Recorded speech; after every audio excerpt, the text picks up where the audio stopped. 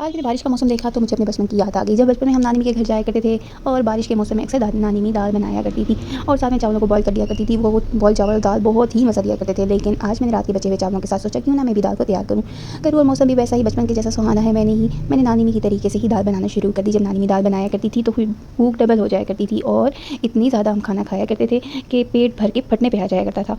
लेकिन फिर भी थोड़ी देर बाद फिर भी हम किचन में जाकर बार बार मुँह मारा करते थे क्योंकि खुशबू और जायका हमें पीछे हटने ही नहीं दिया करता था। इसी तरह आज मैंने ट्राई की नानी मी के बनाए हुए तरीके से दाल। बिल्कुल सादा तरीके से प्याज को ब्राउन किया, उसमें मैंने लहसुन डाल दिया। लहसुन और प्याज जब ब्राउन हो गए उसमें मैंने टमाटर ऐड कर दिया। टमाटर ऐड करने के बाद मैंने उसमें नमक, गरम मसाला, हल्दी और ज़ीरा मिक्स करके उसको अच्छे से भुना। भुनने के बाद जब उसमें मैंने अच्छे से जब वो भुन गया उसमें मैंने दाल को ऐड कर दिया। ऐड करने के बाद सब्ज़ी मिर्चों को ऐड किया। सब्ज़ी मिर्ची ऐड करने के बाद मैंने उसमें किया पानी को ऐड ताकि दाल अच्छे से गल जाए। जब दाल अच्छे से गल गई मैंने दूसरी तरफ तड़का तैयार कर दिया। तड़के में मैंने ऐड किया उस पर ज़रूरत ऑयल में मैंने डाल दिए साबुत लाल मिर्च। उनको थोड़ा सा ब्राउन होने दिया। जब थोड़ी सी ब्राउन होगी उसके अंदर मैंने ऐड कर दिया लहसुन। जब अच्छे से ब्राउन हो गया, ब्राउन होने का उसका वेट किया। जब वो ब्राउन हो गया, ब्राउन होने के बाद मैंने उसमें ऐड कर दिया जीरा और सूरख मिर्च के बाद कैसे तड़का लग सकता है। जब तड़का लगाओ तो वो तड़केदार दाल भी तो होनी चाहिए कि खाते हुए मज़ा ही आ जाए।